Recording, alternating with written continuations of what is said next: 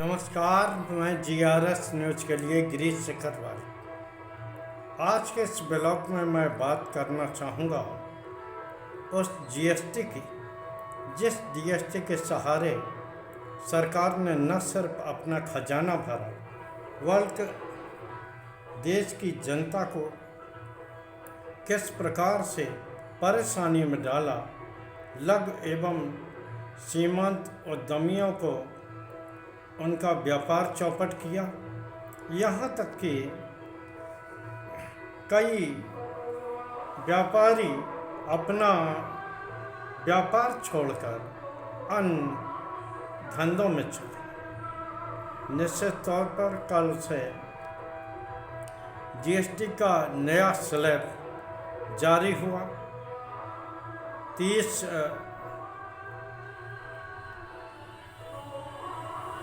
जून 2017 को जब आधी रात के बाद GST लागू हुआ था, तो निश्चित तौर पर उस समय इस GST को एक दूसरी आज़ादी बताया गया था, दूसरी नई आर्थिक आज़ादी। तो आज क्या हो गया कि उसी आर्थिक आज़ादी को रोल बैक करते हुए सरकार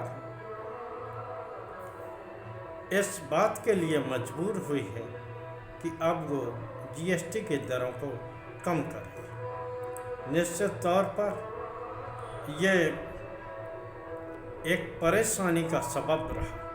हालांकि इसके लागू होने के बाद से ही कांग्रेस ने जिस प्रकार से इसका विरोध किया और सरकार से निवेदन किया कि निश्चित तौर पर आप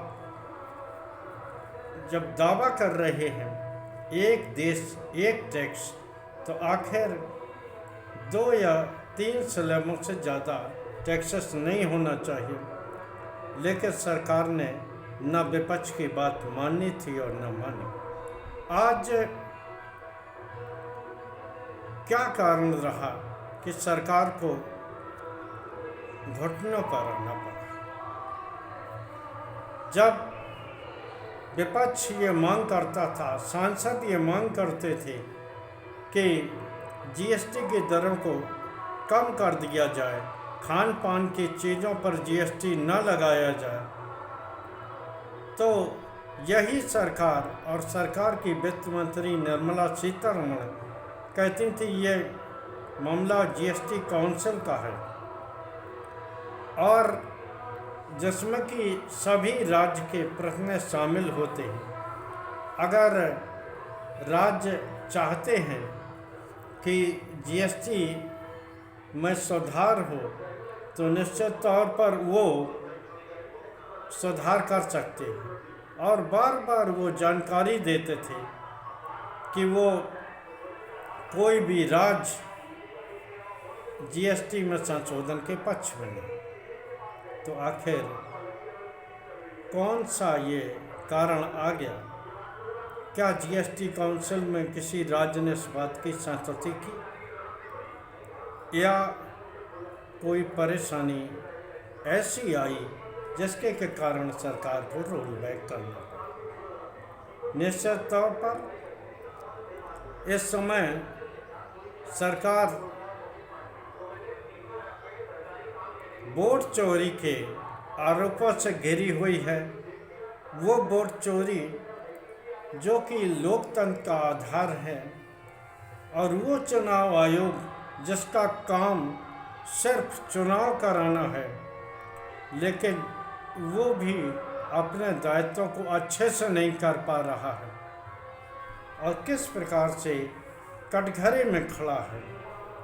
ज़रूरत इस बात की थी कि न सिर्फ सरकार इस बारे में सफाई देती, बल्कि चुनाव आयोग जैसे कि वह स्वतंत्र और संवैधानिक संस्था बताता है, वो इस बारे में एक बयान जारी करके और लोगों को सही स्थिति जानकारी देती। जिस प्रकार बिहार के SIR में तमाम तरह के घटने घोटाले आए, बावजूद चुनाव आयोग आम जनता से सवाल करता रहा कि क्या मरे हुए लोगों के वोट नहीं काटे जाने चाहिए, क्या अन्य जगह पर शिफ्ट लोगों के वोट नहीं काटे जाने चाहिए।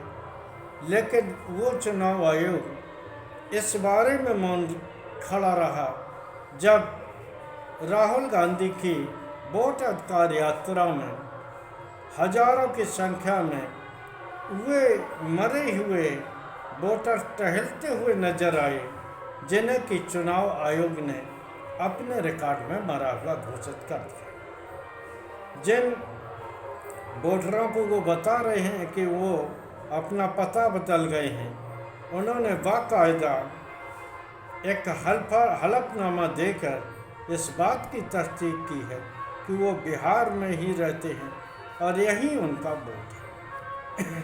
ज़रूरत इस बात की थी। खैर, सरकार जब कल से कुछ वस्तुओं में जीएसटी की दरें कम हुई, तो सरकार और सरकार के मंत्री इसका श्रेय लेने के लिए सड़क पर उतर आए। जगह जगह जुलूस निकालकर मोदी सरकार को इस बात के लिए धन्यवाद दिया गया कि मोदी सरकार ने जनता की परेशानियों को देखते हुए दरें काफ़ी कम। यही जब जीएसटी लागू हुई थी, तब यही सब लोग थे जो ये दावा करते थे, जो इसे मास्टर स्ट्रोक बताते हुए नहीं थकते थे और ये दावा कर रहे थे कि इससे देश को आर्थिक मजबूती होगी। और बार बार हर महीने दावा किया जाता था कि जीएसटी कलेक्शन से 1 लाख करोड़, 1.5 लाख करोड़, 1.25 लाख करोड़ का कलेक्शन या राशि आई है। तो अब आखिर सरकार इस सोने की अंडा देने वाली मुर्गी को छोड़ने के लिए क्यों तैयार होगी। मेरा ये मानना है कि निश्चित तौर पर सरकार जिस तरह से घिरी और आम जनता के मन में भी अब ये संदेह हो गया है कि जो प्रधानमंत्री मोदी कभी चुनाव जीतने के मास्टर माने जाते थे, वो किस तरह से चुनाव जीतते थे, अब ये शक केवल कहने को नहीं बल्कि पुख्ता हो गया। इन सभी चीज़ों से ध्यान हटाने के लिए सरकार ने इस जीएसटी को कम करने का दावा किया, जिसे वो मास्टर स्ट्रोक बता रहे हैं। जिस जनता को परेशानी से बचाने की बात सरकार कर रही है, 8 साल तक उसी जनता का वो खून चूसती रही और अपना खजाना भरती रही। आज वो किस मुंह से सरकार की रहनुमा होने का दावा करती है। आज के ब्लॉग में बस इतना ही। जय हिंद, जय भारत। कल फिर किसी नए मुद्दे पर आपके साथ जुड़ने का प्रयास करूंगा।